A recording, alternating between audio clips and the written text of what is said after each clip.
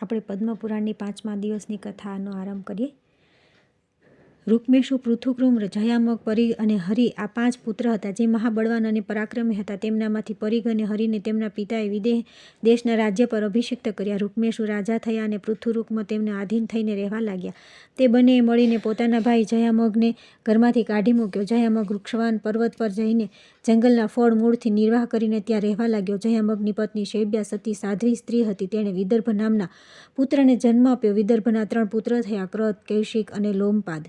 રાજકુમાર ક્રથ અને કૌશિક બહુ વિદ્વાન હતા તથા લોમપાદ પરમ ધર્માત્મા હતા. આ ઉપરાંત રાજા વિદર્ભને બીજા પણ અનેક પુત્ર હતા, જેઓ યુદ્ધમાં કુશળ અને શૂરવીર હતા. લોમપાદનો પુત્ર બભ્રુ અને બભ્રુનો પુત્ર હેતિ થયો. કૌશિકને ચેદી નામનો પુત્ર થયો, જેનાથી ચૈદ્ય રાજાઓની ઉત્પત્તિ થઈ હોવાનું બતાવવામાં આવે છે. વિદર્ભનો જે ક્રથ નામે પુત્ર હતો, તેનાથી કુંતીનો જન્મ થયો. કુંતીથી ધૃષ્ટ અને ધૃષ્ટથી પુષ્ટની ઉત્પત્તિ થઈ. પુષ્ટ પ્રતાપી રાજા હતા. તેના પુત્રનું નામ નિવૃત્તિ હતું. તે પરમ ધર્માત્મા અને શત્રુવીરોનો નાશક હતા. નિવૃત્તિનો દાર્શા નામે પુત્ર થયો, જેનું બીજું નામ વિદુરથ હતું. દાર્શાનો પુત્ર ભીમ અને ભીમનો જીમૂત થયો. જીમૂતના પુત્રનું નામ વિકલ હતું. વિકલથી ભીમરથ નામનો પુત્ર ઉત્પન્ન થયો. ભીમરથનો પુત્ર નવરથ, નવરથનો દ્રઢરથ અને દ્રઢરથનો પુત્ર શકુની થયો. શકુનીથી કરંભ અને કરંભથી દેવરાતનો જન્મ થયો. દેવરાતના પુત્ર મહાયશસ્વી રાજા દેવક્ષત્ર થયા. દેવક્ષત્રનો પુત્ર દેવકુમાર જેવો અત્યંત તેજસ્વી હતો. તેનું નામ મધુ હતું. મધુથી કુરુવશનો જન્મ થયો. કુરુવશના પુત્રનું નામ પુરુષ હતું. તે પુરુષોમાં શ્રેષ્ઠ હતો. તેનાથી વિદર્ભ કુમારી ભદ્રવતીના ગર્ભથી જંતુનો જન્મ થયો. જંતુનું બીજું નામ પુરુદ્રવશ હતું.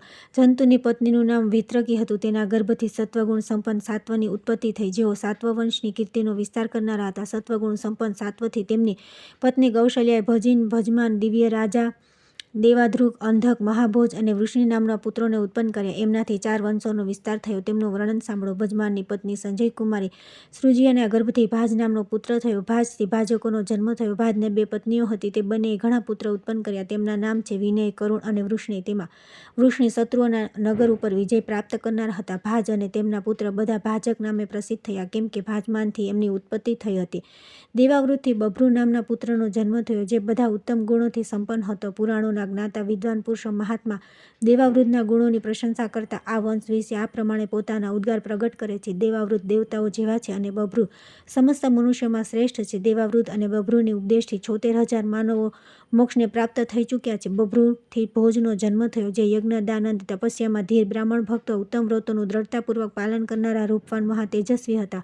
શરકાંતની કન્યા મૃત્રકાવતી ભોજની પત્ની હતી. તેણે ભોજથી કુકર, ભજમાન, સમીક અને બહિષ્ઠ આ 4 પુત્ર ઉત્પન્ન કર્યા. કુકરના પુત્ર ધૃષ્ણા, ધૃષ્ણાના ધૃતિ, ધૃતિના કપોર્તમો, કપોર્તમાના નિમૃતિ, નેમિ તેના સુસુત અને સુસુતના પુત્ર નરી થયા. નરી બહુ વિદ્વાન હતા. તેમનું બીજું નામ ચંદનોદક દુંદુભિ બતાવવામાં આવે છે. તેમના અભિજીત અને અભિજીતના પુનર્વસુ નામે પુત્ર ઉત્પન્ન થયા. શત્રુવિજય પુનર્વસુ 2 સંતાન હતા, એક પુત્ર અને એક પુત્રી. પુત્રનું નામ આહુક હતું અને કન્યાનું આહુકી. ભોજવંશમાં કોઈ અસત્યવાદી, તેજીન, યજ્ઞ ન કરવાવાળો, 1000થી ઓછું દાન કરનાર, અપવિત્ર અને મૂર્ખ ન હતો. ભોજથી વધીને કોઈ થયું જ નહીં. આ ભોજવંશ આહુક સુધી આવીને સમાપ્ત થઈ ગયો. આહુકે પોતાની બહેન આહુકીના લગ્ન અવંતી દેશમાં કર્યા હતા. આહુકને એક પુત્રી પણ હતી, જેણે 2 પુત્રોને જન્મ આપ્યો. તેમના નામ દેવક અને ઉગ્રસેન. તે બંને બહુ તેજસ્વી હતા. દેવકને 4 પુત્ર થયા, જે દેવતાઓ જેવા સુંદર અને વીર હતા. તેમના નામ હતા દેવવાન, ઉપદેવ, સુદેવ અને દેવરક્ષક. તેમને 7 બહેનો હતી, જેમના લગ્ન દેવકે વસુદેવજી સાથે કરી દીધા. તે 7ના નામ આ પ્રમાણે છે: દેવકી, શ્રુતદેવા, યશોદા, શ્રુતશ્રવા, શ્રીદેવા, ઉપદેવા અને સુરૂપા. ઉગ્રસેનને 9 પુત્ર થયા. તેમનામાં કંસ સૌથી મોટો હતો. બાકીના નામ આ પ્રમાણે છે: ન્યગ્ધ્રોત, સુનામા, કંક, શંકુ, સુભુ, રાષ્ટ્રપાલ, બુદ્ધિ, પુષ્ટિ, સમુષ્ટિ. તેમને 5 બહેનો હતી: કંસા, કંસવતી, સુરભી, રાષ્ટ્રપાલી અને કંકા. તે બહુ સુંદર હતી. આ પ્રમાણે સંતાનો સહિત ઉગ્રસેન સુધી કુકુરવંશનું વર્ણન કર્યું. ભોજમાનનો વિદુર થયો. તે રથીઓમાં મુખ્ય હતો. તેના 2 પુત્ર થયા: રાજાધિદેવ અને શૂર. રાજાધિદેવને પણ 2 પુત્ર થયા: શોણાશ્વ અને શ્વેત વાહન. તે બંને વીરોમાં સન્માનનીય અને ક્ષાત્ર ધર્મનું પાલન કરવાવાળા હતા. શોણાશ્વને 5 પુત્ર થયા. તે બધા શૂરવીર અને યુદ્ધકળામાં કુશળ હતા. તેમના નામ આ પ્રમાણે છે: શમી, ગચ્ચરમા, નિર્મુત, ચક્રજીત અને શુચિ. શમીના પુત્ર પ્રતિક્ષત્ર. પ્રતિક્ષત્રના ભોજ અને ભોજના હદિક થયા. હદિકના 10 પુત્ર થયા, જે ભયાનક પરાક્રમ દેખાડનારા હતા. તેમનામાં કૃતવર્મા સૌથી મોટા હતા. બાકીના પુત્રોના નામ શતધન્વા, દેવાહર, સુભાનુ, ભીષણ, મહાબલ, અજાત, વિજાત, કારક અને કારંભક છે. દેવાહરનો પુત્ર કલ્મલહર્ષિ થયો. તે વિદ્વાન હતો. તેને 2 પુત્ર થયા: સમોજા અને અસમોજા. અજાતના પુત્રથી પણ સમોજા નામના 2 પુત્ર થયા. સમોજાને 3 પુત્ર હતા, જે પરમ ધાર્મિક અને પરાક્રમી હતા. તેમના નામ છે શુદ્ર, શુરાંશ અને કૃષ્ણ. વૃષ્ણિના વંશમાં અનમિત્ર નામના પ્રસિદ્ધ રાજા થઈ ગયા. તેઓ પોતાના પિતાના કનિષ્ઠ પુત્ર હતા. તેમનાથી શિની નામનો પુત્ર ઉત્પન્ન થયો. અનમિત્રના વૃષણવીર યુધાજીતનો પણ જન્મ થયો. તેમના સિવાય 2 પુત્ર બીજા થયા, જે ઋષભ અને ક્ષત્રના નામે વિખ્યાત હતા. તેમનામાંથી ઋષભે કાશીરાજની પુત્રી સાથે લગ્ન કર્યા. તેનાથી જયંતનો જન્મ થયો. જયંતે જયંતી નામની સુંદરી ભાર્યા સાથે લગ્ન કર્યા. તેના ગર્ભથી એક સુંદર પુત્ર ઉત્પન્ન થયો, જે સદા યજ્ઞ કરનારો, અત્યંત ધૈર્યવાન, શસ્ત્રજ્ઞ અને અતિથિ પ્રેમી હતો. તેનું નામ અક્રૂર હતું. અક્રૂર યજ્ઞની દીક્ષા ગ્રહણ કરનારા અને મોટી દક્ષિણા આપતા હતા. તેમણે રત્નકુમારી શેબ્યાની સાથે લગ્ન કર્યા અને તેના ગર્ભથી મહાબળી 11 પુત્ર ઉત્પન્ન થયા. અક્રૂરને બીજી સુરસેના નામની પત્નીથી દેવવાન અને ઉપદેવ નામના 2 પુત્ર થયા. એ જ પ્રમાણે તેમને અશ્વિની નામથી પત્નીથી ઘણા પુત્ર હતા. વિદુરથની પત્ની એશ્વાંકી મિઢુસ નામના પુત્રને જન્મ આપ્યો. તેમનું બીજું નામ શૂર પણ હતું. શૂરે ભોજાના ગર્ભથી 10 પુત્ર ઉત્પન્ન કર્યા. તેમનામાં આનક દુંદુભી નામે પ્રસિદ્ધ મહાબાહુ વસુદેવ મોટા હતા. તેમના સિવાય બાકીના પુત્રોના નામ આ પ્રમાણે છે: દેવભાગ, દેવશ્રવા, અનાધ્રિષ્ટિ, કુની, નંદી, સક્રુધર્ષા, શ્યામ, સમિઢુ અને સસ્યંસુ. સુરસેને 5 કન્યાઓ પણ હતી, જેમના નામ છે શ્રુતિકીર્તિ, પૃથા, શ્રુતદેવી, શ્રુતશ્રવા અને રાજાધિદેવી. આ 5 વીરપુત્રોની જનેતા હતા. શ્રુતદેવીના લગ્ન વૃદ્ધ નામના રાજા સાથે થયા. તેમણે કારુષ નામના પુત્રને જન્મ આપ્યો. શ્રુતકીર્તિએ કૈકેયી નરેશના અંશથી શતર્દનને જન્મ આપ્યો. શ્રુતશ્રવા ચેદિરાજની પત્ની હતી. તેના ગર્ભથી શુનિત શિશુપાલનો જન્મ થયો. રાજા દેવીને ગર્ભથી ધર્મની ભાર્યા અભિતિમર્દિતાએ જન્મ લીધો. શૂરની રાજા કુંતીભોજ સાથે મિત્રતા હતી, તેથી તેમણે પોતાની કન્યા પૃથાને તેમની ગોદમાં આપી દીધી. આ પ્રમાણે વસુદેવની બહેન પૃથા કુંતીભોજની કન્યા હોવાના કારણે કુંતીના નામે પ્રસિદ્ધ થઈ. કુંતીભોજે કુંતીના લગ્ન મહારાજ પાંડુ સાથે કર્યા. કુંતીથી 3 પુત્ર ઉત્પન્ન થયા: યુધિષ્ઠિર, ભીમસેન અને અર્જુન. અર્જુન ઇન્દ્ર જેવા પરાક્રમી છે. તેઓ દેવતાઓના કાર્ય સિદ્ધ કરનારા, સંપૂર્ણ દાનવોનો નાશક તથા ઇન્દ્રને પણ માટે અવધ્ય છે. તેમના દાનવોએ સંહાર કર્યો. પાંડુની બીજી રાણી માદ્રવતી, માદ્રીના નામથી ગર્ભથી 2 પુત્રોની ઉત્પત્તિ થઈ, જેઓ નકુલ અને સહદેવના નામે પ્રસિદ્ધ છે. તે બંને રૂપવાન અને સત્વગુણી છે. વસુદેવજીની બીજી પત્ની રોહિણી, જે પુરુવંશની કન્યા છે, જ્યેષ્ઠ પુત્રમાં રૂપમાં બલરામને ઉત્પન્ન કર્યા. ત્યાર પછી તેમના ગર્ભથી રણપ્રેમી સારણ, દુર્ધર, દમન અને લાંબી દાઢીવાળા પિંડારક ઉત્પન્ન થયા. વસુદેવજીની પત્ની જે દેવકી છે, તેમના ગર્ભથી પહેલા તો મહાબાહુ પ્રજાપતિના અંશભૂત 6 બાળકો ઉત્પન્ન થયા. પછી કંસ દ્વારા તેમના મરાઈ ગયા. પછી શ્રીકૃષ્ણનો અવતાર થયો. વિજય, રોચમાન, વર્ધમાન અને દેવલ આ બધા મહાત્મા દેવીના ગર્ભથી ઉત્પન્ન થયા. શ્રુતદેવીએ મહાભાગવેશ્વરને જન્મ આપ્યો, જે સંગ્રામ વિજયી હતા. હવે શ્રીકૃષ્ણના પ્રાદુર્ભાવની કથા કહેવામાં આવે છે.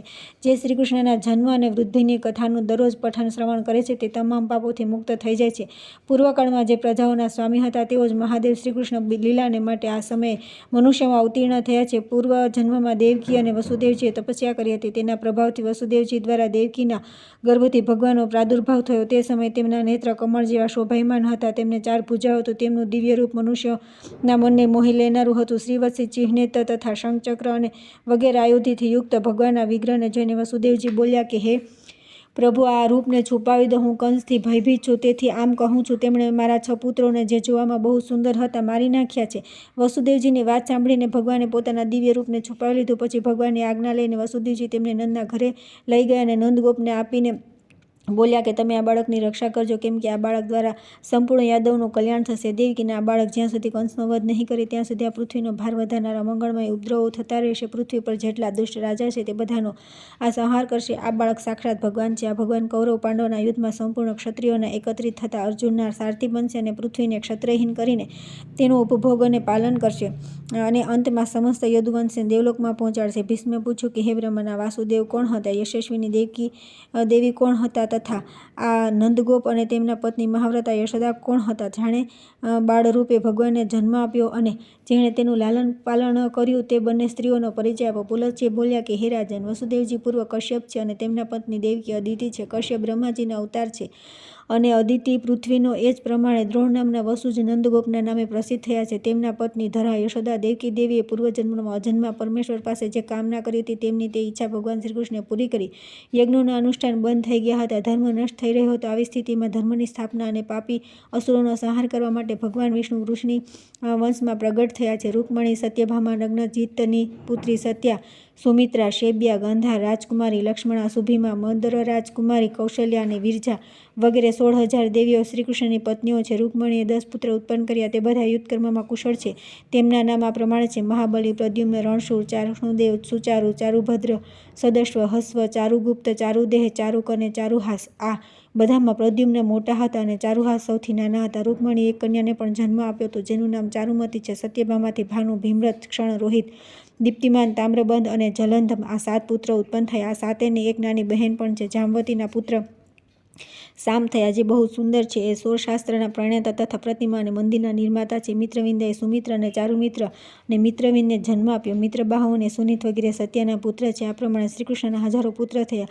પ્રદ્યુમ્નને વિદર્ભ કુમારી રૂકમવતીના ગર્ભથી અનિરુદ્ધ નામના પરમ બુદ્ધિમાન પુત્ર થયો. અનિરુદ્ધ સંગ્રામમાં ઉત્સાહપૂર્વક યુદ્ધ કરનાર વીર છે. અનિરુદ્ધથી મૃગકેતનો જન્મ થયો. રાજા સુપાર્શ્વની પુત્રી કામ્યાએ સામથી તરસ્વી નામનો પુત્ર પ્રાપ્ત કર્યો. પ્રમુખ વીર તથા મહાત્મા યાદવોની સંખ્યા 3,60,00,000 જેટલી છે. તે બધા અત્યંત પરાક્રમી અને મહાબળી છે. તે બધાની દેવતાઓના અંશથી ઉત્પત્તિ થઈ છે. દેવાસુર સંગ્રામમાં જે મહાબળી અસુર મરાઈ ગયા હતા, તેઓ આ મનુષ્યલોકમાં ઉત્પન્ન થઈને બધાને કષ્ટ આપી રહ્યા હતા. તેમનો સંહાર કરવા માટે ભગવાન યાદવ કુળમાં અવતીર્ણ થયા. મહાત્મા યાદવોના 101 કુળ છે. ભગવાન શ્રીકૃષ્ણ તેના સૌના નેતા અને સ્વામી છે. સંપૂર્ણ યાદવ પણ ભગવાનની આજ્ઞાને આધીન રહીને રિદ્ધિસિદ્ધિથી સંપન્ન થઈ રહ્યા છે. ત્યાર પછી આવે છે પુષ્કર તીર્થનો મહિમા. ત્યાં નિવાસ કરનાર લોકોને માટે નિયમ તથા આશ્રમ ધર્મનું નિરૂપણ. પુલસ્ત્યજી કહે છે કે, હે રાજન, મેરુગીરીના શિખર પર શ્રી નિધ્યાન નામનું એક નગર છે, જે વિવિધ પ્રકારના રત્નોથી સુશોભિત અને આશ્રયનું સ્થાન અને અનેક તીર્થ વૃક્ષોથી હર્યું ભર્યું છે. જાત જાતની અદ્ભુત ધાતુઓથી તેની બહુ વિચિત્ર શોભા છે. તે સ્વચ્છ સ્ફટિક મણિ જેવું નિર્મળ દેખાય છે. ત્યાં બ્રહ્મરાજનું વૈરાજ નામનું ભવન છે, જ્યાં દેવતાઓને સુખ આપનારી કાંતિમતી નામની સભા છે. તે મુનિ સમુદાયથી સેવિત તથા ઋષિ મહર્ષિઓથી ભરેલી છે. એક દિવસ દેવેશ્વર બ્રહ્માજીએ તે જ સભામાં બેસીને જગતનું નિર્માણ કરવાવાળા પરમેશ્વરીનું ધ્યાન કરી રહ્યા હતા. ધ્યાન કરતાં કરતાં તેમના મનમાં એવો વિચાર આવ્યો કે, હું કઈ રીતે યજ્ઞ કરું? પૃથ્વી પર ક્યાં અને ક્યાં સ્થાન પર મારે યજ્ઞ કરવો જોઈએ? કાશી, પ્રયાગ, તુંગભદ્રા, નૈમિષારણ્ય, પુષ્કર, કાંચી, ભદ્રા, દેવિકા, કુરુક્ષેત્ર, સરસ્વતી અને પ્રભાસ વગેરે અનેક તીર્થ છે. ભૂમંડળમાં ચારે બાજુ જેટલા પુણ્ય તીર્થ અને ક્ષેત્ર છે, તે બધાને મારી આજ્ઞાથી રુદ્રે પ્રગટ કર્યા છે, જેનાથી મારી ઉત્પત્તિ થઈ છે. તે ભગવાન વિષ્ણુની નાભિથી પ્રગટ થયેલા તે કમળને જ વેદપાઠી ઋષિ પુષ્કર તીર્થ કહે છે. પુષ્કર તીર્થ તેનું જ વ્યક્ત રૂપ છે. આ પ્રમાણે વિચાર કરતાં કરતાં પ્રજાપતિ બ્રહ્માના મનમાં એ વાત આવી કે, હવે હું પૃથ્વી ઉપર જાઉં. આવું વિચારીને તેઓ પોતાની ઉત્પત્તિના પ્રાચીન સ્થાન પર આવ્યા અને ત્યાંના ઉત્તમ વનમાં પ્રવિષ્ટ થયા, જે વિવિધ પ્રકારના વૃક્ષો અને લતાઓથી સુશોભિત હતું. ત્યાં જઈને તેમણે ક્ષેત્રની સ્થાપના કરી, જેના યથાર્થ રૂપે વર્ણન કરું છું. ચંદ્ર નદીની ઉત્તરે પ્રાચી, સરસ્વતી સુધી અને નંદન નામના સ્થાનથી પૂર્વ તરફ ક્રમ્ય કલ્પ નામના સ્થાન સુધી જેટલી ભૂમિ છે, તે બધી પુષ્કર તીર્થના નામે પ્રસિદ્ધ છે. તેમાં લોક કરતા બ્રહ્માજીએ યજ્ઞ કરવા માટે વેદી બનાવી. બ્રહ્માજીએ ત્યાં 3 પુષ્કરોની કલ્પના કરી. પ્રથમ જ્યેષ્ઠ પુષ્કર તીર્થ સમજવું જોઈએ, જે 3 લોકને પવિત્ર કરનારું અને વિખ્યાત છે. તેના દેવતા સાક્ષાત બ્રહ્માજી છે. બીજું મધ્યમ પુષ્કર છે, જેના દેવતા વિષ્ણુ છે. ત્રીજું કનિષ્ઠ પુષ્કર છે, જેના દેવતા ભગવાન રુદ્ર છે. આ પુષ્કર નામનું વન વગેરે પ્રધાન અને ગુહ્ય ક્ષેત્ર છે. વેદમાં પણ આનું વર્ણન છે. આ તીર્થમાં ભગવાન બ્રહ્મા સદા નિવાસ કરે છે. તેમણે ભૂમંડળના આ ભાગ પર બહુ અનુગ્રહ કર્યો છે. પૃથ્વી પર વિચરનારા સંપૂર્ણ જીવો પર કૃપા કરવા માટે જ બ્રહ્માજીએ આ તીર્થને પ્રગટ કર્યું છે. અહીંની યજ્ઞવેદીને તેમણે સુવર્ણ અને હીરાથી મઢાવી દીધી તથા વિવિધ પ્રકારના રત્નોથી સુસજ્જ કરીને તેની સપાટીને બધી રીતે આકર્ષક બનાવી દીધી છે. ત્યાર પછી લોકપિતામહ ભગવાન બ્રહ્માજી ત્યાં આનંદપૂર્વક રહેવા લાગ્યા. તેમના ઉપરાંત ભગવાન વિષ્ણુ, રુદ્ર, 8 વસુ, અશ્વિની કુમાર, મરુદગણ તથા સ્વર્ગના દેવતાઓ પણ દેવરાજ ઇન્દ્રની સાથે ત્યાં આવીને વિહાર કરવા લાગ્યા. આ તીર્થ સંપૂર્ણ લોકો પર અનુગ્રહ કરનારું છે. મેં તેના મહિમાનું યથાર્થ વર્ણન કર્યું છે. જે બ્રાહ્મણ અગ્નિહોત્ર પરાયણ થઈને સંહિતાના ક્રમથી વિધિપૂર્વક મંત્રનું ઉચ્ચારણ કરતા રહીને આ તીર્થમાં વેદોના પાઠ કરે છે, તે બધા બ્રહ્માજીના કૃપાપાત્ર બનીને તેમની સમીપ નિવાસ કરે છે. ભીષ્મજીએ પૂછ્યું કે, હે ભગવાન, તીર્થ નિવાસી પુષ્કરોએ પુષ્કરવનમાં કઈ વિધિથી રહેવું જોઈએ? શું માત્ર પુરુષોએ જ ત્યાં નિવાસ કરવો જોઈએ, અથવા સ્ત્રીઓ પણ કરે, અથવા બધા વર્ણો તથા આશ્રમના લોકો ત્યાં નિવાસ કરી શકે છે? પુલસ્ત્યજી બોલ્યા કે, હે રાજન, બધા વર્ણો અને આશ્રમોના પુરુષો અને સ્ત્રીઓ પણ તે તીર્થોમાં નિવાસ કરવા જોઈએ. બધાએ પોતપોતાના ધર્મ અને આચારનું પાલન કરતા રહીને દંભ અને મોહનો પરિત્યાગ કરીને રહેવું યોગ્ય છે. બધા મન, વાણી અને કર્મથી બ્રહ્માજીના ભક્ત અને જીતેન્દ્રિય હોવા જોઈએ. કોઈ કોઈના પ્રતિ દોષ દ્રષ્ટિ ન કરે. બધા મનુષ્યો પ્રાણી માત્રના હિતૈષી હોય અને કોઈના પણ હૃદયમાં હીનભાવ ન રાખવો જોઈએ. ભીષ્મજીએ પૂછ્યું કે, હે બ્રહ્મન, શું કરવાથી મનુષ્ય આલોકમાં બ્રહ્માજીનો ભક્ત કહેવાય છે? છે? મનુષ્યોમાં કેવા લોકો બ્રહ્મભક્ત માનવામાં આવે છે એ મને જણાવો. પુલત્સ્યજી બોલ્યા કે હે રાજન, ભક્તિના 3 પ્રકાર છે: માનસિક, વાચિક અને કાયિક. આ સિવાય ભક્તિના 3 ભેદ બીજા છે: લૌકિક, વૈદિક તથા આધ્યાત્મિક. ધ્યાન ધારણાપૂર્વક બુદ્ધિ દ્વારા વેદાર્થનો જે વિચાર કરવામાં આવે છે તેને માનસિક ભક્તિ કહે છે. આ ભક્તિ બ્રહ્માજીની પ્રસન્નતા વધારનારી છે. જપ, મંત્ર, વેદ પાઠ તથા અરણ્યકોના જપથી થનારી ભક્તિ વાચિક છે. મન અને ઇન્દ્રિયોને વશ રાખનારા વ્રત, ઉપવાસ, નિયમ, કૃચ્છ, સંતપન અને ચાંદ્રાયણ વગેરે ભિન્ન ભિન્ન વ્રતોથી, બ્રહ્મકૃચ્છ નામના ઉપવાસથી તથા અન્ય શુભ નિયમોના અનુષ્ઠાનથી જે ભગવાનની આરાધના કરવામાં આવે છે તેને કાયિક ભક્તિ કહે છે. દ્વિજાતિઓની ત્રિવિધ ભક્તિ બતાવવામાં આવે છે: ગાયના ઘી, દૂધ અને દહીં, રત્ન, દીપ, દર્ભ, જળ, ચંદન, માળા, વિવિધ ધાતુઓ તથા પદાર્થો, કાળા અગરુની સુગંધથી યુક્ત તથા ઘી અને ગુગળથી બનાવેલ ધૂપ, આભૂષણ, સુવર્ણ અને રત્ન વગેરેથી નિર્મિત વિચિત્ર હાર, નૃત્ય, વાદ્ય, સંગીત, સર્વ પ્રકારના જંગલના ફળ મૂળનો ઉપહાર તથા ભક્ષ્ય ભોજ્ય વગેરેનું નૈવેદ્ય અર્પણ કરીને બ્રહ્માજીના ઉદ્દેશથી જે પૂજા કરે છે તે લૌકિક ભક્તિ છે. ઋગ્વેદ, યજુર્વેદ તથા સામવેદના મંત્રોના જપ અને સંહિતાનું અધ્યાપન વગેરે કર્મ જો બ્રહ્માજીના ઉપદેશથી કરવામાં આવે તો તે વૈદિક ભક્તિ છે. વેદ મંત્રનું ઉચ્ચારણપૂર્વક હવિષ્યની આહુતિ આપીને જે ક્રિયા કરવામાં આવે છે તે પણ વૈદિક ભક્તિ છે. અમાવસ્યા અથવા પૂર્ણિમાએ જે અગ્નિહોત્ર કરવામાં આવે છે, યજ્ઞોમાં જે ઉત્તમ દક્ષિણા આપવામાં આવે છે તથા દેવતાઓ જે પુરોડાસ અને ચરુ અર્પણ કરવામાં આવે છે, આ બધા વૈદિક ભક્તિની અંતર્ગત છે. ઇષ્ટ, ધૃતિ, યજ્ઞ સંબંધી સોમપાન તથા અગ્નિ, પૃથ્વી, વાયુ, આકાશ, ચંદ્રમા, મેઘ અને સૂર્યના ઉપદેશથી કરવામાં આવેલા જેટલા કર્મ છે તે બધાના દેવતા બ્રહ્માજી જ છે. હે રાજન, બ્રહ્માજીની આધ્યાત્મિક ભક્તિ 2 પ્રકારની છે: એક સાંખ્યજ અને બીજી યોગજ. આ બંનેનો ભેદ સાંભળો. પ્રધાન વગેરે પ્રાકૃત તત્વોમાં સંખ્યામાં 24 છે. તે બધા જ જડ અને ભોગ્ય છે. તેમનો ભોગતા પુરુષ 25મું તત્વ છે, તે ચેતન છે. આ પ્રમાણે સંખ્યાપૂર્વક પ્રકૃતિ અને પુરુષના તત્વને યથાર્થ રીતે જાણો એ સાંખ્યજ ભક્તિ છે અને સત્પુરુષોએ સાંખ્યશાસ્ત્ર અનુસાર આધ્યાત્મિક ભક્તિ માની છે. હવે બ્રહ્માજીની યોગજ ભક્તિનું વર્ણન સાંભળો. દરરોજ પ્રાણાયામપૂર્વક ધ્યાન કરવું, ઇન્દ્રિયોનો સંયમ કરવો અને બધી ઇન્દ્રિયોને વિષયો તરફ વાળીને હૃદયમાં ધારણ કરીને પ્રજાનાથ બ્રહ્માજીનું આ પ્રમાણે ધ્યાન કરવું. હૃદયની અંદર કમળ છે, તેની કર્ણિકા પર બ્રહ્માજી બિરાજમાન છે. તેમણે લાલ વસ્ત્ર ધારણ કર્યા છે. તેમના નેત્ર સુંદર છે. ચારે બાજુ તેમના મુખ પ્રકાશિત થઈ રહ્યા છે. યજ્ઞોપવિત કમરની ઉપર લટકી રહ્યું છે. તેમના શરીરનો રંગ લાલ છે. 4 ભુજાઓ શોભી રહી છે તથા હાથમાં વરદ અને અભયની મુદ્રાઓ છે. આ પ્રમાણેના ધ્યાનમાં સ્થિરતા યોગજન્ય સિદ્ધિ છે. આ જ બ્રહ્માજીની પરાભક્તિ છે. જેની ભગવાન બ્રહ્માજીમાં આવી ભક્તિ છે તેને બ્રહ્મભક્ત કહેવાય છે. હે રાજન, હવે પુષ્કર ક્ષેત્રમાં નિવાસ કરનારા પુરુષો માટે પાલન કરવા યોગ્ય આચારનું વર્ણન સાંભળો.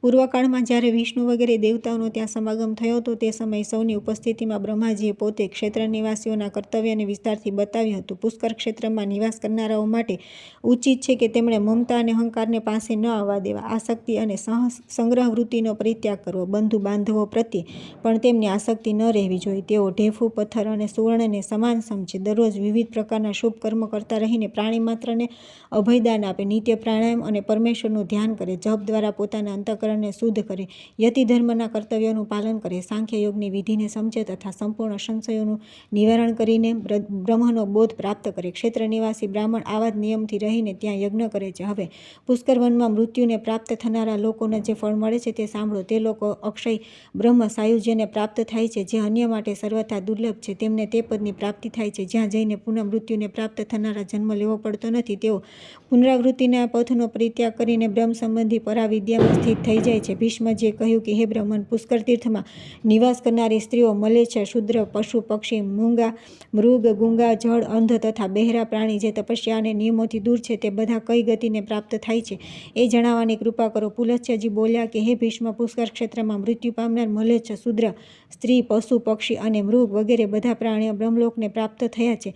તેઓ દિવ્ય શરીર ધારણ કરીને સૂર્ય જેવા તેજસ્વી વિમાનોમાં બેસીને બ્રહ્મલોકમાં જાય છે. તિર્ય યોનિમાં પડેલા પશુ, પક્ષી, કીડા, મકોડા, કીડીઓ, થલચર, જલચર, સ્વેદજ, અંડજ, ઉદીજ અને જરાયુજ વગેરે પ્રાણી જો પુષ્કરવનમાં પ્રાણ ત્યાગ કરે તો તેઓ પણ સૂર્ય જેવા પ્રકાશિત વિમાનમાં બેસીને બ્રહ્મલોકમાં જાય છે. જેમ સમુદ્ર જેવું બીજું કોઈ જળાશય નથી, તે જ રીતે પુષ્કર જેવું બીજું કોઈ તીર્થ નથી. હવે હું તમને અન્ય દેવતાઓનો પરિચય આપું છું જે આ પુષ્કર ક્ષેત્રમાં સદા વિદ્યમાન રહે છે. ભગવાન વિષ્ણુ સાથે ઇન્દ્રાદિ સંપૂર્ણ દેવતા, ગણેશ, કાર્તિકેય, ચંદ્રમા, સૂર્ય અને દેવી આ બધા સંપૂર્ણ જગતનું હિત કરવા માટે બ્રહ્માજીના નિવાસ સ્થાન પુષ્કર ક્ષેત્રમાં સદા વિદ્યમાન રહે છે. આ તીર્થમાં નિવાસ કરનારા લોકો સતયુગમાં 12 વર્ષો સુધી, ત્રેતામાં 1 વર્ષ સુધી તથા દ્વાપરમાં 1 માસ સુધી તીર્થ સેવન કરવાથી જે ફળને પ્રાપ્ત કરતા હતા તે કળિયુગમાં 1 દિવસ રાત્રિના તીર્થ સેવનથી જ પ્રાપ્ત કરી લે છે. આ વાત દેવાધિદેવ બ્રહ્માજીએ પૂર્વકાળમાં મને પોતે જ કહી હતી. પુષ્કરથી વધીને આ ક્ષેત્ર પર બીજું કોઈ ક્ષેત્ર નથી. તેથી પૂરો પ્રયત્ન કરીને મનુષ્ય આ પુષ્કર વનનું સેવન કરવું જોઈએ. બ્રહ્મચારી, ગૃહસ્થ, વાનપ્રસ્થ અને સંન્યાસી આ બધા લોકો પોતપોતાના શાસ્ત્રોક્ત ધર્મનું પાલન કરતા રહીને આ ક્ષેત્રમાં પરમ ગતિને પ્રાપ્ત કરે છે.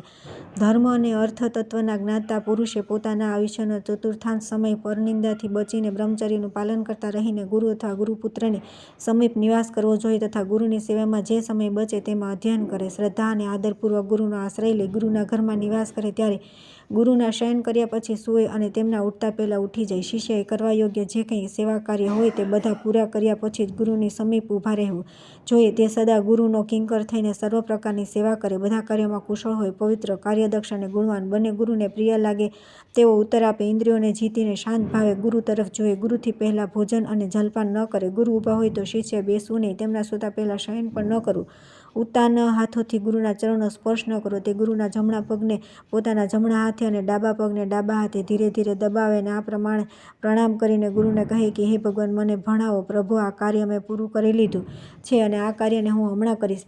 આ પ્રમાણે પહેલાં કાર્ય કરે અને કરેલા કાર્ય પછી ગુરુને જણાવે. હે ભીષ્મજી, મેં બ્રહ્મચારીના નિયમોનું વિસ્તારથી વર્ણન કર્યું. ગુરુ ભક્ત શિષ્ય આ બધા નિયમોનું પાલન કરવું જોઈએ. આ પ્રમાણે પોતાની શક્તિ અનુસાર ગુરુની પ્રસન્નતાનું સંપાદન કરીને શિષ્ય કર્તવ્ય કર્મ કરતા રહેવું જોઈએ. તે 1, 2, 3 કે 4 વેદોનું અર્થ સહિત ગુરુમુખે અધ્યયન કરે, ભિક્ષાના અન્નથી નિર્વાહ કરે અને ધરતી પર શયન કરે, વેદોક્ત વ્રતોનું પાલન કરતો રહે અને ગુરુ દક્ષિણા આપીને વિધિપૂર્વક પોતાનો સમાવર્તન સંસ્કાર કરે. પછી ધર્મપૂર્વક પ્રાપ્ત થયેલી સ્ત્રી સાથે ગાર્હપત્યાદિ અગ્નિઓની સ્થાપના કરીને દરરોજ હવન વગેરે દ્વારા તેમનું પૂજન કરે. આયુનો બીજો ભાગ ગૃહસ્થાશ્રમમાં રહીને વ્યતીત કરે. ગૃહસ્થ બ્રાહ્મણે યજ્ઞ કરવો કરાવવો, વેદ ભણવા તથા દાન આપવું લેવું, આ 6 કર્મોનું અનુષ્ઠાન કરવું. આનાથી ભિન્ન વાનપ્રસ્થથી વિપ્રે માત્ર યજન, અધ્યયન અને દાન આ 3 કર્મોનું જ અનુષ્ઠાન કરવું તથા ચોથા આશ્રમમાં રહેનાર બ્રહ્મનિષ્ઠ સંન્યાસી જપ, યજ્ઞ અને અધ્યયન આ 2 જ કર્મો સાથે સંબંધ રાખે. ગૃહસ્થના વ્રતથી વધીને બીજું કોઈ મહાન તીર્થ નથી. ગૃહસ્થ પુરુષે કદી પોતાને જ ખાવા માટે ભોજન ન બનાવવું, પશુઓની હિંસા ન કરે, દિવસે નિંદ્રા ન લે, રાત્રિના પહેલા અને અંતિમ ભાગમાં પણ સૂએ નહીં, દિવસ રાત્રિના સન્નિધમાં ભોજન ન કરે, અસત્ય ન બોલે. ગૃહસ્થના ઘરમાં કદી એવું ન થવું જોઈએ કે કોઈ બ્રાહ્મણ અતિથિ આવીને ભૂખ્યો રહી જાય અને તેનો યથાયોગ્ય સત્કાર ન થાય. અતિથિને ભોજન કરાવવાથી દેવતા અને પિતૃઓ સંતુષ્ટ થાય છે. તેથી ગૃહસ્થ પુરુષે હંમેશા અતિથિઓનો સત્કાર કરવો. જે વેદ, વિદ્યા અને વ્રતમાં નિષ્ણાંત, શ્રોત્રિય, વેદોના પરગામી, પોતાના કર્મથી જીવિકા ચલાવનાર, જીતેન્દ્રિય, ક્રિયાવાન અને તપસ્વી છે તેવા જ શ્રેષ્ઠ પુરુષોના સત્કાર માટે હવ્ય અને કર્તવ્યનું વિધાન કરવામાં આવ્યું છે. જે નશ્વર પદાર્થો પ્રત્યે આસક્ત છે, પોતાના કર્મમાં ભ્રષ્ટ થઈ ગયો છે, અગ્નિહોમ છોડી ચૂક્યો છે, ગુરુની અવાસ્તવિક નિંદા કરે છે અને અસત્ય બોલવાનો આગ્રહ રાખે છે, તે દેવતાઓ અને પિતૃઓને અર્પણ કરવા યોગ્ય અન્નને પ્રાપ્ત કરવાનો અધિકારી નથી. ગૃહસ્થની સંપત્તિમાં બધા પ્રાણીઓનો ભાગ હોય છે. જે ભોજન નથી બનાવતા તેમને પણ ગૃહસ્થ પુરુષે અન્ન આપવું. તે દરરોજ વિદ્યસ અને અમૃત ભોજન કરે. યજ્ઞથી દેવતાઓ અને પિતૃઓને અર્પણ કરવાથી બચેલું ભવિષ્ય સમાન અને અમૃત સમાન માનવામાં આવ્યું છે તથા જે કુટુંબના બધા મનુષ્યોના ભોજન કરી લીધા પછી બચેલું અન્ન ગ્રહણ કરે છે તેને વિદઘાષી, વિધસ અને અન્ન ભોજન કરનારો કહે છે. ગૃહસ્થ પુરુષે માત્ર પોતાની જ સ્ત્રી સાથે અનુરાગ રાખવો જોઈએ. તેને મનને વશમાં રાખવું, કોઈના ગુણોમાં દોષ ન જોવા અને પોતાની બધી ઇન્દ્રિયોને કાબૂમાં રાખવી. ઋત્વિક, પુરોહિત અને આચાર્ય, મામા, અતિથિ, શરણાગત, વૃદ્ધ, બાળક, રોગી, વૈદ્ય, કુટુંબી, સંબંધી, બાંધવ, માતા, પિતા, જમાઈ, ભાઈ, પુત્ર, સ્ત્રી, પુત્રી તથા દાસ દાસીઓની સાથે વિવાદ કરવો ન જોઈએ. જે આ બધા સાથે વિવાદ નથી કરતો તે સર્વ પ્રકારના પાપોથી મુક્ત થઈ જાય છે. જે અનુકૂળ વર્તાવ દ્વારા બધાને પોતાના વશમાં કરી લે છે તે સંપૂર્ણ લોકો પર વિજયી થઈ જાય છે, એમાં જરાય સંદેહ નથી. આચાર્ય બ્રહ્મલોકનો સ્વામી છે, પિતા પ્રજાપતિ લોકનો પ્રભુ, અતિથિ સંપૂર્ણ લોકનો ઈશ્વર છે, ઋત્વિકો વેદનું અધિષ્ઠાન અને પ્રભુ છે, જમાઈ અપ્સરાઓના લોકનો અધિપતિ છે, કુટુંબી વિશ્વદેવ સંબંધી લોકોનો અધિષ્ઠાતા છે, સંબંધી અને બાંધવ દિશાઓના તથા માતા અને મામા ભૂલોકના સ્વામી છે, વૃદ્ધ, બાળક અને રોગી મનુષ્ય આકાશના પ્રભુ છે, પુરોહિત ઋષિલોકના અને શરણાગત સાધ્યલોકના અધિપતિ છે, વૈદ્ય અશ્વિની કુમારોના લોકનો અને ભાઈ વસુલોકનો સ્વામી છે, પત્ની વાયુલોકની ઈશ્વરી તથા કન્યા અપ્સરાઓના લોકના સ્વામીની છે, મોટો ભાઈ પિતાતુલ્ય હોય છે, પત્ની અને પુત્ર પોતાના શરીર છે, દાસ વર્ગ છાયા સમાન છે તથા કન્યા અત્યંત દીન દયાને યોગ્ય માનવામાં આવે છે. તેથી ઉપરયુક્ત વ્યક્તિ કોઈ પણ અપમાનજનક વાત કહી દે તો પણ તેને ચૂપચાપ સહી લેવી જોઈએ. કદી ક્રોધ કે દુઃખ ન કરવું જોઈએ. ગૃહસ્થ ધર્મપરાયણ વિદ્વાન પુરુષ એકી સાથે ઘણા કામનો આરંભ કરવો નહીં. ધર્મજ્ઞ માટે ઉચિત છે કે તે કોઈ એક જ કામમાં લાગીને તેને પૂરું કરે. ગૃહસ્થ બ્રાહ્મણના જીવન નિર્વાહના 3 સાધન છે. તેમનામાં ઉત્તરોત્તર શ્રેષ્ઠ અને કલ્યાણકારક છે. પ્રથમ છે કુંભ ધાન્ય વૃત્તિ, જેમાં એક ઘડાથી વધારે ધાન્યનો સંગ્રહ ન કરીને જીવન નિર્વાહ કરવામાં આવે છે. બીજી ઉચ્ચશીલ વૃત્તિ છે, જેમાં ખેતરોનો પાક લણી લીધા પછી ખેતરમાં પડી રહેલા અનાજના કણને વીણીને તેનાથી જીવન નિર્વાહ કરવામાં આવે છે. ત્રીજી કપોતી વૃત્તિ છે, જેમાં અનાજ કાપીને જ્યાં મૂકવામાં આવે છે તે સ્થાનમાંથી અને બજારમાં અનાજ વિખરેલા દાણા વીણીને નિર્વાહ કરવામાં આવે છે. જ્યાં આવીને 3 વૃત્તિઓથી નિર્વાહ કરવાવાળા પૂજનીય બ્રાહ્મણ નિવાસ કરે છે તે રાષ્ટ્રની ઉન્નતિ થાય છે. જે બ્રાહ્મણ ગૃહસ્થ આ 3 વૃત્તિઓથી જીવન નિર્વાહ કરે છે અને મનના દુઃખનો અનુભવ કરતો નથી, તેની 10 પેઢી સુધીના પૂર્વજોને તથા ભવિષ્યની પણ 10 પેઢીઓને તારી દે છે. હવે ત્રીજા આશ્રમનું વાનપ્રસ્થનું વર્ણન કરું છું, તે સાંભળો. ગૃહસ્થ પુરુષ જ્યારે એ જોઈ લે કે મારા શરીરમાં કરચલીઓ પડી ગઈ છે, માથાના વાળ સફેદ થઈ ગયા છે અને પુત્રને ત્યાં પુત્ર થઈ ગયો છે, ત્યારે તે વનમાં ચાલ્યો જાય. જેમને ગૃહસ્થ આશ્રમના નિયમોથી નિર્વેદ થઈ ગયો છે, તેથી જે વાનપ્રસ્થની દીક્ષા લઈને ગૃહસ્થ આશ્રમનો ત્યાગ કરીને પવિત્ર સ્થાનમાં નિવાસ કરે છે, જે બુદ્ધિ બળથી સંપન્ન તથા સત્ય, શૌચ તથા ક્ષમા વગેરે સદ્ગુણોથી યુક્ત છે, તે પુરુષોના કલ્યાણમય નિયમોનું વર્ણન સાંભળો. દરેક દ્વિજે પોતાના આયુષ્યનો 3જો ભાગ વાનપ્રસ્થ આશ્રમમાં રહીને વ્યતીત કરવો જોઈએ. વાનપ્રસ્થ આશ્રમમાં પણ તે ગૃહસ્થ આશ્રમમાં જે અગ્નિઓનું સેવન કરતો હતો તે જ અગ્નિઓનું સેવન કરે, દેવતાઓનું પૂજન કરે, નિયમપૂર્વક રહે, નિયમિત ભોજન કરે, ભગવાન શ્રી વિષ્ણુની ભક્તિ કરે તથા યજ્ઞના સંપૂર્ણ અંગોનું પાલન કરીને દરરોજ અગ્નિહોત્રનું અનુષ્ઠાન કરે. ડાંગર અને જવ તે જ ગ્રહણ કરે જે ખેડ્યા વિનાની જમીનમાં વાવ્યા વિના પેદા થયા હોય. તે સિવાય નિવાર અને વિધસ અન્ન પણ તે ગ્રહણ કરી શકે છે. તેણે અગ્નિમાં દેવતાઓના નિમિત્તે હવિષ્ય પણ અર્પણ કરવું જોઈએ. વાનપ્રસ્થીઓ વરસાદના સમયે ખુલ્લા આકાશ નીચે બેસે છે, ઠંડી ઋતુમાં જળમાં આશ્રય લે છે અને ગરમીમાં પંચાગ્નિ સેવનરૂપી તપસ્યા કરે છે. તેમાંથી કેટલાક તો ધરતી પર આળોટે છે, કેટલાક પંજાબના બળ પર ઊભા રહે છે અને કેટલાક એક સ્થાન પર એક આસન પર બેસી રહે છે. કેટલાક દાંતોથી જ ઉખડનું કામ કરે છે, બીજા કોઈ સાધન દ્વારા ફોડેલી વસ્તુ ગ્રહણ કરતા નથી, કોઈ પથ્થરની ફૂટીને ખાય છે, કોઈ જવના લોટને પાણીમાં ઉકાળીને તેને શુક્લ પક્ષ યા કૃષ્ણ પક્ષમાં પી લે છે. કેટલાક લોકો એવા હોય છે કે જે સમય પર અનાયાસે પ્રાપ્ત થયેલી વસ્તુનું ભક્ષણ કરે છે, કોઈ મૂળ કે કોઈ ફળ, કોઈ ફૂલ ખાઈને નિયમિત જીવન વ્યતીત કરે છે. આ પ્રમાણે તેઓ ન્યાયપૂર્વક વાનપ્રસ્થીઓના નિયમોનું દ્રઢતાપૂર્વક પાલન કરે છે. તે મનીષી લોકો ઉપર જણાવ્યા પ્રમાણે તથા અન્ય વિવિધ પ્રકારના નિયમોની દીક્ષા લે છે. ચોથો આશ્રમ સંન્યાસ છે. આ ઉપનિષદોએ પ્રતિપાદિત કરેલો ધર્મ છે. ગૃહસ્થ અને વાનપ્રસ્થ આશ્રમ મોટા ભાગે એકબીજાને મળતા આવે છે, પરંતુ સંન્યાસ એ બંનેથી ભિન્ન વિલક્ષણ છે. હે તાત, પ્રાચીન યુગમાં સર્વાર્થદર્શી બ્રાહ્મણોએ સંન્યાસ ધર્મનો આશ્રય લીધો હતો. અગસ્ત્ય, સપ્તર્ષિ, મૃચ્છુંદા, ગવેષણા, સંસ્કૃતિ, સુદેવ, ભાંડી, યુવપ્રોત, કૃતશ્રમ, અહોવીર્ય, કામ્ય, સ્થાણુ, મેઘાતિથિ, બુધ, મનોવાંક, શિનિવાંક, શૂન્યપાલ અને અકૃતશ્રમ આ બધા ધર્મતત્વના યથાર્થ જ્ઞાતા હતા. તેમને ધર્મના સ્વરૂપનો સાક્ષાત્કાર થઈ ગયો હતો. તેમના સિવાય ધર્મની નિપુણતાનું ધ્યાન રાખવાવાળા ઉગ્ર તપસ્વી ઋષિઓના જે યયાવર નામના પ્રસિદ્ધ ગણ છે, તેઓ બધા વિષયોથી ઉપરત થઈને માયાના બંધનને તોડીને વનમાં ચાલ્યા ગયા હતા. મુમુક્ષુ માટે ઉચિત છે કે તે સર્વસ્વની દક્ષિણા આપીને સર્વનો ત્યાગ કરીને સદ્યસાર્ગી અર્થાત તત્કાળ આત્મકલ્યાણ કરનારો થાય, આત્માનું જ યજન કરે, વિષયોથી ઉપરત થઈને આત્મામાં જ રમણ કરે તથા આત્મનિર્ભર બને, સર્વ પ્રકારના પરિગ્રહનો પરિત્યાગ કરીને ભાવના દ્વારા ગ્રહાપત્યાદિ અગ્નિઓની આત્મામાં સ્થાપના કરે અને તેમાં તે પ્રમાણે યજ્ઞોનું સર્વદા અનુષ્ઠાન કરતો રહે. ચોથો આશ્રમ સર્વશ્રેષ્ઠ માનવામાં આવ્યો છે. તે 3 આશ્રમોથી શ્રેષ્ઠ છે. તેમાં અનેક પ્રકારના ઉત્તમ ગુણોનો નિવાસ છે, જે બધાનો પરમ સીમા પરમ આધાર છે. બ્રહ્મચર્ય વગેરે 3 આશ્રમોમાં ક્રમશઃ રહ્યા છે. પછી ત્યાગરૂપી સંન્યાસ બધાથી ઉત્તમ આશ્રમ છે. સંન્યાસ મોક્ષની સિદ્ધિ માટે એકલો જ અનુષ્ઠાન કરે, કોઈને સાથે ન રાખે. જે જ્ઞાની પુરુષ એકલો વિચરે છે તે સર્વનો ત્યાગ કરી દે છે, તેને સ્વયં કોઈ હાનિ ઉઠાવી પડતી નથી. સંન્યાસી અગ્નિહોત્ર માટે અગ્નિનું ચયન ન કરે, પોતાના રહેવા માટે કોઈ ઘર ન બનાવે, માત્ર ભિક્ષા લેવા માટે જ ગામમાં પ્રવેશ કરે, આવતીકાલ માટે કોઈ વસ્તુનો સંગ્રહ ન કરે, મૌન થઈને શુદ્ધ ભાવે રહે તથા ઓછું અને નિયમિત ભોજન કરે, દરરોજ એકવાર જ ભોજન કરે. ભોજન કરવા અને પાણી પીવા માટે કપા લાકડાનું નાળિયેરનું પાત્ર વિશેષ રાખે, વૃક્ષની નીચે નિવાસ કરવો, મલિન વસ્ત્ર ધારણ કરવા, એકલા રહેવું તથા સર્વ પ્રાણી પ્રત્યે ઉદાસીન રહેવું આ ભિક્ષુના લક્ષણ છે. જે પુરુષમાં સર્વની વાતો સમાઈ જાય છે, તે બધાનું સહી લે છે તથા જેની પાસેથી કોઈ વાત પાછી વાળીને બોલનાર પાસે જતી નથી, જે કડવી વાત કહેનારને કડવી ભાષા બોલતો નથી, તે જ સંન્યાસી આશ્રમમાં રહેવાનો અધિકારી છે. કદી કોઈની પણ નિંદા ન કરે અને ન સાંભળે, પણ ખાસ કરીને બ્રાહ્મણોની નિંદા તો કદીએ ન કરે. બ્રાહ્મણોનું જે શુભ કર્મ હોય તેની સાથે સદા ચર્ચા કરવી જોઈએ. તેના માટે નિંદાની વાત હોય તેના વિશે મૌન રહેવું જોઈએ. આ જ આત્મશુદ્ધિની દવા છે. જે કોઈ પણ વસ્તુથી પોતાનું શરીર ઢાંકી લે છે, જે કંઈ મળી જાય છે તે ખાઈ લે, ભૂખ મિટાવી લે છે તથા ગમે ત્યાં સૂઈ જાય છે, તેને દેવતા બ્રાહ્મણ સમજે છે. જે જન સમુદાયને સર્પ માનીને, સ્નેહ સંબંધને નરક માનીને તથા સ્ત્રીઓને મળદું સમજીને તે બધાથી ડરતો રહે છે, તેને દેવતાઓ બ્રાહ્મણ કહે છે.